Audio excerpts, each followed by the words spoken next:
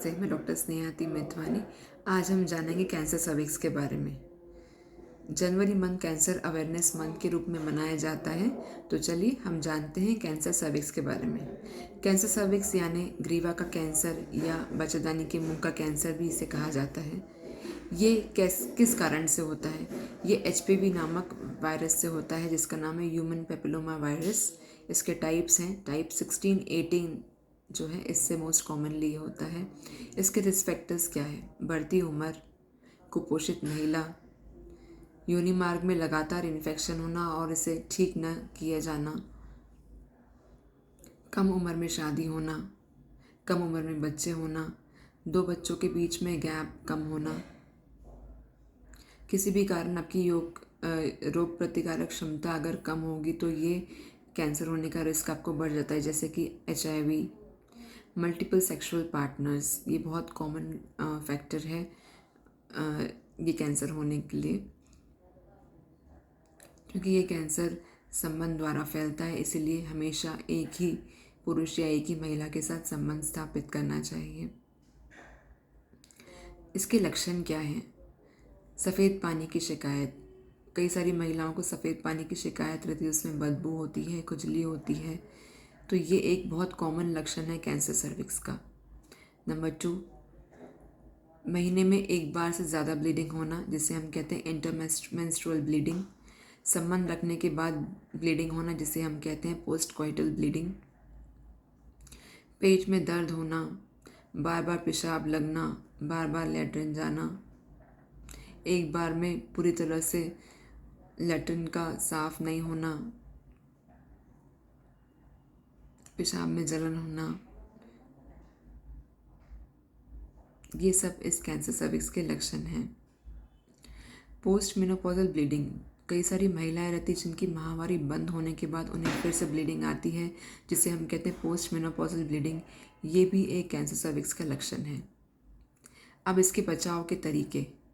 Number 1, vaccination. हमारे पास cancer cervix के बचाव के लिए वैक्सीन्स अवेलेबल हैं, जिसको हम कहते हैं HPV वैक्सीन्स हैं।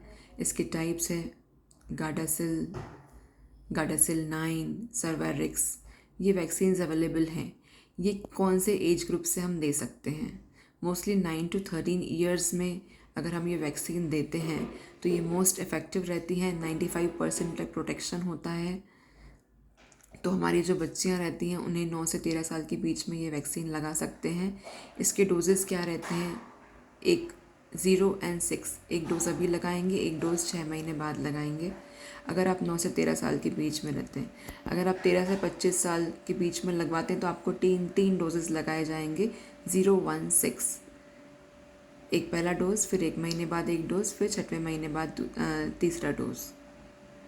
अगर आपकी उम्र 25 साल से ऊपर है, 45 साल तक भी एडल्ट महिलाएं ये वैक्सीन्स लगवा सकती हैं, लेकिन उनकी एफिशिएंसी बहुत ज़्यादा नहीं होती। 40 to 50% तक ही उसके एफिकेसी रहती है।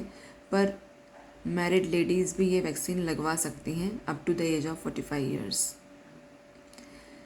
वैक्सीन एक बहुत कॉमन तरीका है कैंसर सर्विक्स से बचाव का। सेकंड जो कॉमन तरीका है जो हम मैरिड लेडीज़ के लिए इस्तेमाल कर सकते हैं वो है पैप स्मीयर। ये बहुत कॉमन जांच है। ये हर एक महिला को जो कि 25 से 65 साल के बीच में है उन्हें ये जांच कराना अनिवार्य है। बिकॉज़ हमारे इंडिया में कैंसर सर्विक्स इतना कॉमन है, हर 8 मिनट में एक महिला इस कैंसर से मरती है।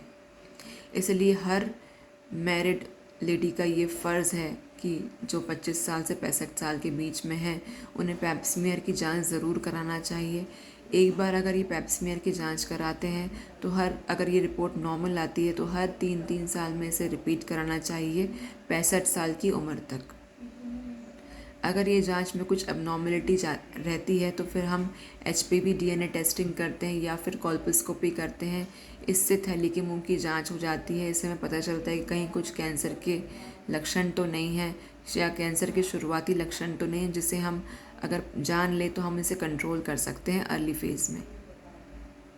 पैप स्मीयर के बाद एक दूसरा टेस्ट होता है जिसको कहते हैं LBC। LBC पैप स्मीयर का मॉडिफाइड वर्जन है। इसमें सेल्स की क्लैरिटी प्रॉपर दिखती है, इसमें इम्प्योरिटीज़ नहीं होती, तो आर्टिफैक्ट आने का चांस बहुत कम रहता है। तो LBC भी आप करा सकते हैं। एक HPV DNA नाम से टेस्ट होता है, ये बेसिकली HPV वायरस टेस्ट करने के लिए होता है। अगर हम LBC HPV DNA कराते हैं और वो टेस्ट नेगेटिव रहता है तो हमें हर 5-5 साल में ये जांच रिपीट कराना है till the age of 65 years. ये बहुत हम ये कैंसर सर्विक्स के पीछे क्यों पड़े हैं, हम इतनी जानकारी क्यों देते हैं इस कैंसर के बारे में, इस कैंसर की स्क्रीनिंग पे इतना ज़ोर क्यों दिया जाता है? बिकॉज़ कैंसर सर्विक्स एक ऐसा कैंसर है, इसमें अगर शुरुआती लक्षण हम पकड़ पाएँ तो कैंसर प्रोग्रेस होने में कम से कम 20 साल लगते हैं। इन 20 सालों में अगर हमने बीच में कभी भी ये इसके लक्षण पकड़ लिए, शुरुआती लक्षण पकड़ लिए, तो ये पूरी तरह से प्रिवेंटेबल है। इसीलिए इसका स्क्रीनिंग बहुत इम्पॉर्टेंट है। बहुत ज़ोर दिया जाता है कि पैप स्मीयर करवाना ज़रूरी है, पैप स्मीयर कराना अनिवार्य है। इसलिए ये जांच बहुत ज़रूरी है। पैप स्मीयर अनमैरिड लड़कियां भी करा सकती हैं, जो सेक्सुअली एक्टिव हैं वो भी ये टेस्ट करा सकती हैं, बिकॉज़ ये सेक्सुअली ट्रांसमिटेड डिसीज़ है। अगर हमें इसके लक्षण जल्दी पता चल जाए तो क्योर 100% संभव है। और अगर हमें ये पता चलता है किसी महिला कैंसर के सर्विक्स के लक्षण हैं, शुरुआती दौर में नहीं पकड़ पाए और हमें बाद में पता चला कि थैली के मुंह पे कुछ उसमें ग्रोथ है या कुछ लीजन्स हैं, तो उसका ट्रीटमेंट भी पूरी तरह संभव है। कैंसर सर्विक्स से कोई घबराए नहीं, बचाव पूरी तरह संभव है। बचाव की तरफ ध्यान दें। किसी महिला को अगर कैंसर सर्विक्स हो भी जाता है तो ट्रीटमेंट्स अवेलेबल है, घबराएं नहीं, अपने नज़दीकी गायनेकोलॉजिस्ट से संपर्क करें। घबराएं नहीं, घर में ना रहें, आप खुल के बाहर आएँ, अपनी प्रॉब्लम शेयर करें। हर चीज़ का सॉल्यूशन अवेलेबल है। कीमोथेरेपी, रेडियोथेरेपी, सर्जिकल, सारे ऑप्शंस अवेलेबल हैं। कैंसर सर्विक्स से डरे नहीं, डट के मुकाबला करें। Thank you.